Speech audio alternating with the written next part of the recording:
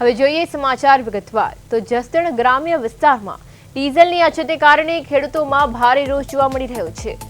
વાવણીના દિવસો નજીક આવતા હોવા છતાં છેલ્લા 4 દિવસથી ખેડૂતોને પેટ્રોલ પંપ પર લાંબી લાઈનોમાં ઊભા રહેવું પડી રહ્યું છે। શુક્રવાર રાત્રે 8 વાગ્યાથી જ ઘણા ખેડૂતો ટ્રેક્ટર અને કેરબા લઈને ડીઝલ લેવા માટે પંપ પર પહોંચી ગયા હતા, પરંતુ આખી રાત ઉજાગરા કર્યા બાદ પણ અનેક ખેડૂતોને 12 કલાકથી વધુ સમય સુધી ડીઝલ નથી મળ્યું। આ સ્થિતિને કારણે ખેડૂતોમાં ચિંતા અને નારાજગી વધી રહી છે। વાવણી પહેલા જ ડીઝલની અછત સર્જાતા ખેતીના કામો પર સીધી અસર પડી રહી છે। ટ્રેક્ટર અને કૃષિ સાધનો બંધ પડી જતા સમયસર વાવણી કરવી મુશ્કેલ બની રહી છે। ખેડૂતો તંત્ર પાસે તાત્કાલિક પુરવઠો સુનિશ્ચિત કરવાની માંગ કરી રહ્યા છે।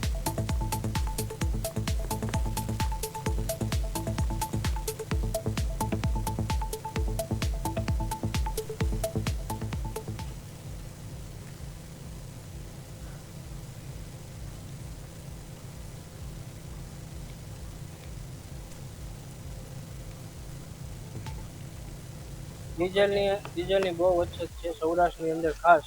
અને ખેતી અત્યારે સિઝન છે ખેતીની, ખેડૂતના ખેતર ખેડવા માટે ડીઝલની બહુ જરૂર છે। લોકો આખી રાત રોજ ઉજાગરા કરે છે પેટ્રોલ પંપ ઉપર, પણ ક્યાંય ડીઝલ મળતું નથી। અને આપે તો 1000 રૂપિયાનું આપે, કારણ કે ટ્રેક્ટર લઈને આવું। તો ગામડેથી ખેડૂત અહીં ટ્રેક્ટર લઈને આવે તો 1000 રૂપિયાનું તો રસ્તામાં ભરી જાય। અને કોઈ એટલા બધા વ્યક્તિ છે, આમાં કોઈ નેતા છે કોઈ ઊભો?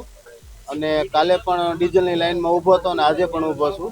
કાલે રાત્રે 3 વાગ્યા સુધી ઊભો હતો, પણ અમને કઈ ડીઝલ મળ્યું નથી હજી।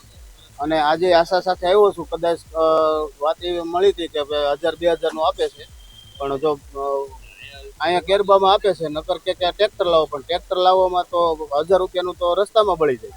એટલે એવી બધી મુશ્કેલી ખેડૂતોને છે, પણ હવે સરકાર પણ થોડુંક ધ્યાન આપે અને અહીંના ગ્રામ્ય વિસ્તારમાં જે કાંઈ રાજકીય માણસો હોય થોડુંક ધ્યાન આપીને થોડુંક ખેડૂતોને મદદ થાય એવું કરે